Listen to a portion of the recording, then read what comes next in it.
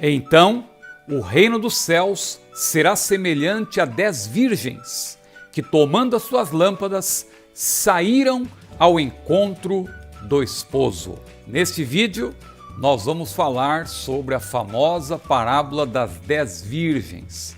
Vamos dar uma ênfase para esta parábola, mas vamos abordar de maneira geral o sermão profético. O sermão profético de Jesus, que está lá principalmente a sua porção maior em Mateus capítulos 24 e 25, mas também nós o encontramos em Marcos 13 e Lucas 21. Esse sermão tem sido alvo aí de debates e tal, entre especialmente os pré-tribulacionistas e os pós-tribulacionistas.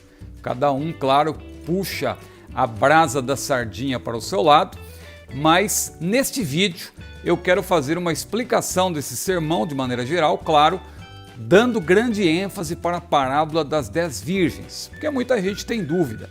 Afinal de contas, a parábola das 10 virgens aplica-se à igreja ou não? A parábola das 10 virgens fala do arrebatamento ou não? Do que trata o sermão profético? Do que trata especialmente a parábola das 10 virgens? Pois bem, vamos começar aqui um primeiro ponto que eu tomei nota para abordar neste vídeo, é que a parábola das 10 virgens faz parte do sermão profético. É claro, eu vou tomar aqui como base então Mateus 24 a 25, porque a parábola das 10 virgens aparece apenas em Mateus, não é? Então o primeiro ponto a ser destacado é que a parábola das 10 virgens faz parte do sermão profético. E isso nos leva a uma outra pergunta, a um outro questionamento inicial. O sermão profético, ele é para a igreja?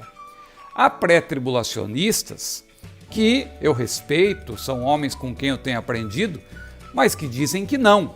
Como, por exemplo, Dwight Pentecost, né, o doutor Dwight Pentecost, Stanley Toussaint, é outro também, ambos ali ligados ao Dallas Theological Seminary, né, o Seminário Teológico de Dallas. Esses dois eminentes eruditos, esses doutores em teologia, não é, o doutor Pentecost e o doutor Toussaint, né, ambos dizem que a parábola das 10 virgens não trata de modo algum de um ensinamento, não se trata de um ensinamento para a igreja, porque ali o contexto é prioritariamente judaico, a igreja ainda não estava estabelecida. Veja, eu vou discordar dessa posição e eu vou ficar com a posição de outros pré-tribulacionistas que, assim como eu, defendem que a igreja está presente no ensinamento do sermão profético, e esta passagem da parábola das 10 virgens tem sim ensinamentos para a igreja e trata do arrebatamento. Então vou me alinhar aqui com, claro, os mestres da Assembleia de Deus, como Antônio Gilberto e tantos outros, e mestres importantes também, pré-tribulacionistas, como o próprio John MacArthur, que, a despeito de ser antipentecostal, eu me alinho a ele na interpretação pré-tribulacionista, especialmente a abordagem que ele faz do sermão profético. Se você ler o livro dele, A Segunda Vinda, publicado pela CPAD, você vai ver como ele, de maneira muito clara, apresenta uma abordagem do sermão profético aplicada à igreja, aplicada para o arrebatamento da igreja. Então, nós temos aí o John MacArthur, Antônio Gilberto, James Shelton e o próprio Meyer Pearman. Ou seja, há alguns estudiosos importantes que também têm esse mesmo posicionamento que eu. Estou citando esses nomes não como argumento de autoridade, porque eu estou fazendo uma abordagem a partir da Bíblia, mas é importante que você saiba que há também eruditos pré-tribulacionistas que defendem a ideia de que a igreja está presente no ensinamento do sermão profético. Então, uma primeira coisa que nós precisamos considerar é isso: o sermão profético é para a igreja. Ah, mas alguém dirá, a igreja ainda não tinha iniciado. Tinha sim. A igreja não tinha sido inaugurada. Isso aconteceu no dia de Pentecostes, né? E quando Jesus disse, edificarei a minha igreja, não é que ele iniciaria a igreja já havia iniciado, a igreja iniciou com os primeiros discípulos. Veja que uma empresa, eu já dei esse exemplo em outro vídeo, uma empresa pode iniciar suas atividades antes da sua inauguração. Quando ela é inaugurada, claro, é para chamar a atenção do grande público, para que todos os holofotes se voltem para essa empresa que está já começando, mas já iniciou as suas atividades. Ela não precisa necessariamente ser inaugurada para iniciar, ela já inicia suas atividades antes da sua inauguração. Foi o que aconteceu com a igreja. Então, se nós dissermos que Mateus 24 e 25 não serve para a igreja, então nós não podemos também dizer que Mateus 5 a 7, que apresenta a ética cristã, ou seja, o Sermão do Monte, também não serve para nós. O próprio Sermão de João, capítulos 14 a 16, que Jesus apresentou no dia seguinte, após isto que se menciona em Mateus 24 e 25, nós temos o sermão lá de João 14 a 16, que também a igreja não estava estabelecida. Então, como que você vai se apropriar daquilo? Ali tem a promessa, inclusive, do Consolador, não é? Jesus falando que o Consolador viria e tal, e quando ele vier convencer ao mundo do pecado, da justiça, do juízo, isso não se aplica a nós? Claro que se aplica. Então, nós vamos defender aqui, em rápidas palavras, que o sermão profético é para a igreja, sim, não é? Um outro ponto importante, então, para você você considerar aqui, é que para se entender o sermão profético, você precisa perceber que ele, como parte da literatura apocalíptica, não está rigorosamente em ordem cronológica. E essa ordem cronológica não ocorre principalmente porque Jesus responde a uma pergunta tripartida dos discípulos. Veja que o sermão profético já começa logo lá em Mateus 23.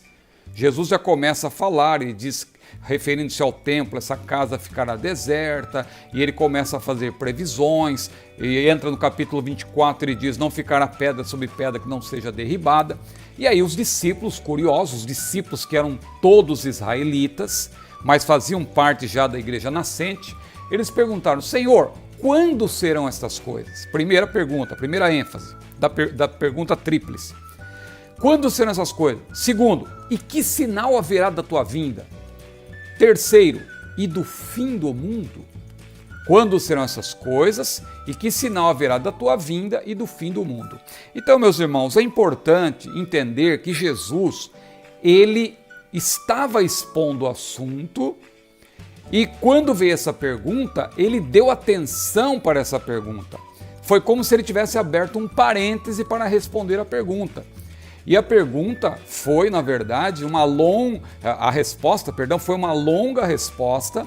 Ele abriu um parêntese, por assim dizer, que vai dos versículos 4 até o versículo 35.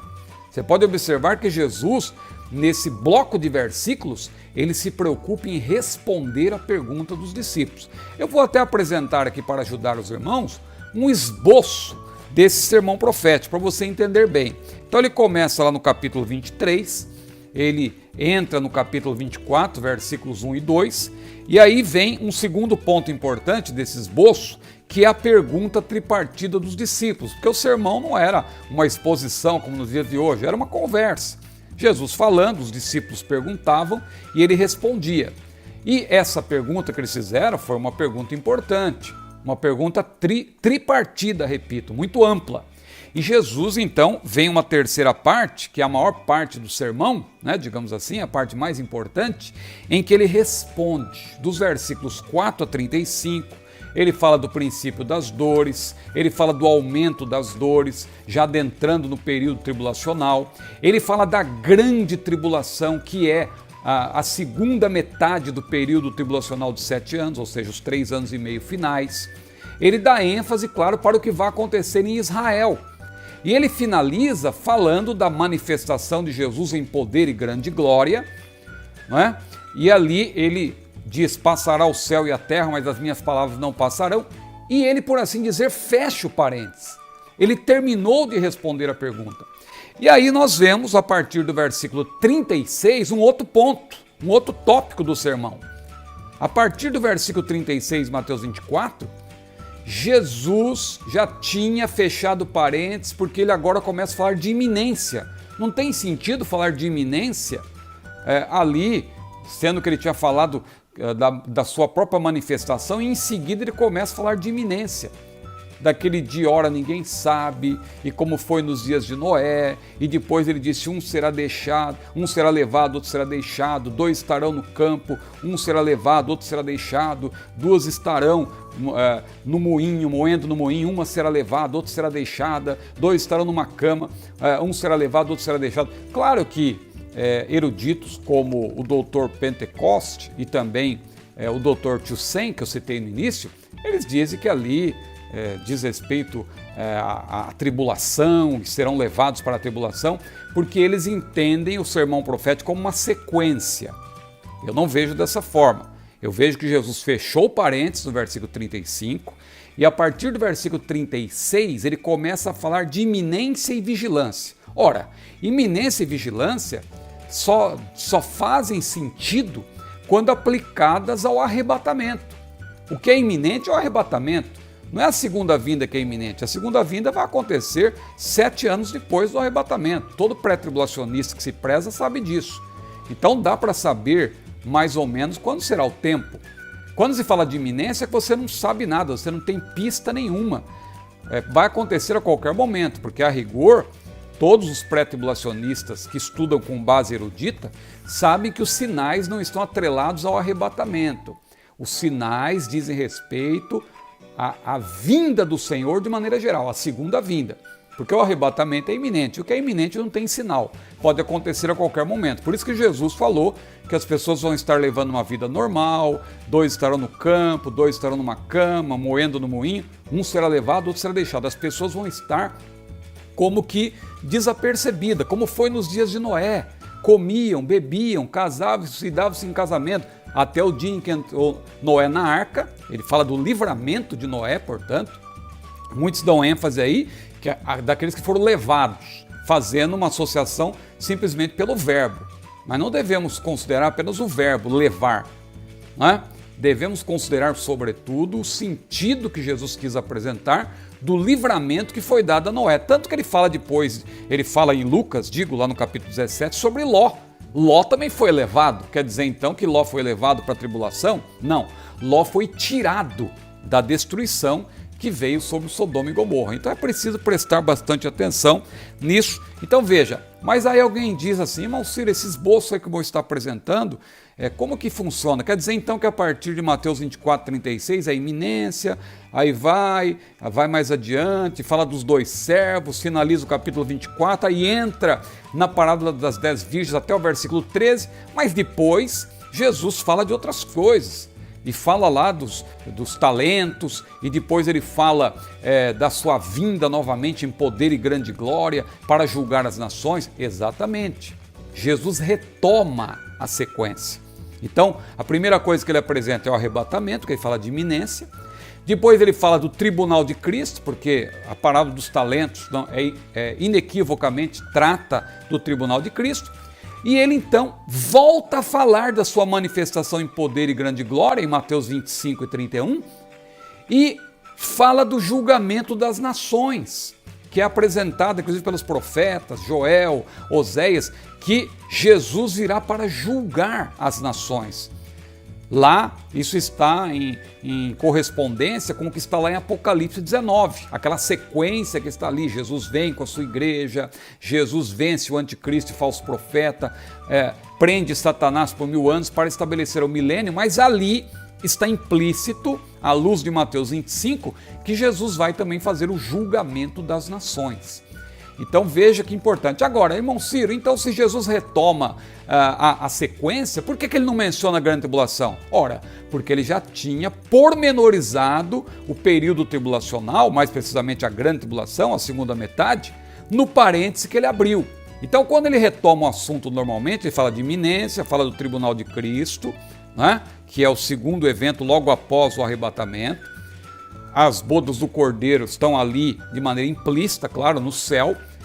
Depois apresenta a sua volta em poder e grande glória para julgar as nações. Ele não menciona o período tribulacional que vai acontecer na terra enquanto a igreja estiver no céu, porque ele já tinha pormenorizado antes. Então veja, é preciso ter muito cuidado para entender o sermão profético. Então, diante disso, vamos aqui concluir falando da parábola das 10 virgens. A parábola das 10 virgens, então, como que nós podemos interpretá-la? Em primeiro lugar, temos que levar em conta que as parábolas são gêneros literários com uma interpretação bem particular. Quando você estuda sobre as parábolas em hermenêutica, você aprende que cada parábola tem um propósito, ela tem um princípio que está ali embutido. É isto que deve prevalecer. Não devemos querer interpretar cada detalhe. A parábola tem um propósito. Por exemplo, quando Jesus fala da parábola que é conhecida como parábola do bom samaritano.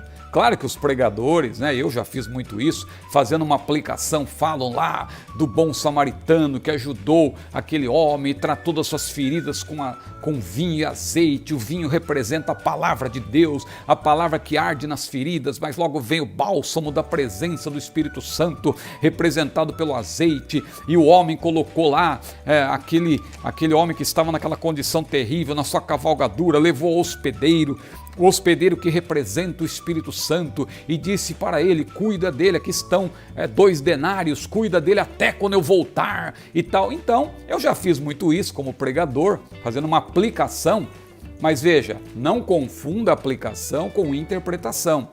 Aplicar é uma coisa, agora a interpretação, ali Jesus está falando, aquela palavra tinha um propósito. Era falar sobre ajuda ao próximo. Leia com atenção ali em Lucas 10, que você vai ver isso com clareza. Então há um propósito por trás da parábola, é isso que é importante, não é interpretar cada detalhe, não é? Então, em linhas gerais, a parábola das 10 virgens é para a igreja e fala de vigilância e iminência. Vigilância, claro, ante a iminente volta do Senhor. Vigilância ante o arrebatamento. Veja como a parábola é narrada, é muito claro. Mas irmão Ciro, a noiva não aparece. É aí que eu estou falando, não se interpreta cada detalhe. Se você fosse interpretar dessa maneira, cada detalhe, então você diria, não é para a igreja, porque a noiva não está presente. Mas observe que Jesus fala dessa parábola logo depois de ter falado da parábola dos 2 servos. E o capítulo 25 começa com um conectivo, então, está ligando uma coisa a outra. E ali então Jesus diz: então o reino do céu será semelhante a 10 virgens que, tomando as suas lâmpadas, saíram ao encontro do esposo, e 5 delas eram loucas e 5 eram prudentes, porque 5 delas, ao saírem ao encontro do esposo, levaram consigo as suas lâmpadas, mas se esqueceram de levar o azeite reservado à parte para qualquer eventualidade, por isso foram chamadas loucas. Mas as outras, chamadas prudentes, além de levar as suas lâmpadas, levaram também o azeite reservado à parte para qualquer eventualidade, e tardando o esposo, todas tosquenejaram e adormeceram. Mas à meia-noite ouviu-se um clamor: aí vem o esposo, saí-lhe ao encontro. E a Bíblia diz que as que estavam preparadas, olha a ênfase da palavra de Deus, as que estavam preparadas entraram com ele para as bodas. Olha que ênfase importante, as bodas. E fechou-se a porta. E depois chegaram as outras, batendo a porta, dizendo: Senhor, abre-nos. E o noivo lá, o esposo, nem se deu ao trabalho de abrir a porta, mas lá de dentro mesmo disse: apartai-vos de mim, eu não vos conheço, e tal, eu não vos conheço. E Jesus concluiu a parábola dizendo: vigiai, pois, porque não sabeis o dia nem a hora em que há de vir o vosso Senhor. Claramente, aqui é uma ênfase para a doutrina da iminência. Isso é reconhecido pelo próprio erudito Gerald Stanton, naquela obra lá que eu tenho indicado aqui, Quando a Trombeta Soar, que tem 21 artigos de eminentes pré-tribulacionistas, como o próprio que eu citei aqui, o Dr. Pentecoste, o Dr. Tussen e tantos outros, Tim LaHaye ou LaHaye, né? A gente fala mais no Brasil Tim LaHaye. Então, tem outros ali, tantos pré-tribulacionistas eminentes, o próprio John MacArthur não aparece nessa obra, mas outros aparecem, né? Thomas Ice, por exemplo, e entre eles Gerald Stanton, né? E Gerald Stanton, é um dos que defende a doutrina da iminência. Não confunda iminência com eminência. Eminência é quando está se falando de algo importante, de alguém importante, de uma pessoa eminente. Agora, iminente é aquilo que pode acontecer a qualquer momento, com I, né? Então, o doutor Stanton, ele defende a doutrina da iminência justamente com base em Mateus 25, falando da parábola das 10 virgens. Quer dizer, então, que não é para a igreja, mas você defende a doutrina da iminência com base na parábola das 10 virgens? A iminência ali é em relação a quê? Só pode ser em relação ao arrebatamento da igreja. A doutrina da iminência está intimamente ligada ao arrebatamento da igreja. Então, meus irmãos, com respeito aos outros elementos aí, a aplicação, o azeite, as lâmpadas, claro, isso aí faz parte da aplicação, mas você tem que tomar como base o ensino geral, o propósito. Qual é o ensino de Jesus aí? É vigilância ante o iminente arrebatamento da igreja. Amém? Vou parando por aqui, já estou falando aí há cerca de 20 minutos, então vou concluindo, mas eu espero ter contribuído aí para ajudar você a interpretar corretamente o sermão profético, mais precisamente a parábola das 10 virgens. Então não se esqueça de compartilhar aqui o nosso vídeo, de curtir e também inscrever-se no nosso canal. Que Deus abençoe a sua vida, a paz do Senhor.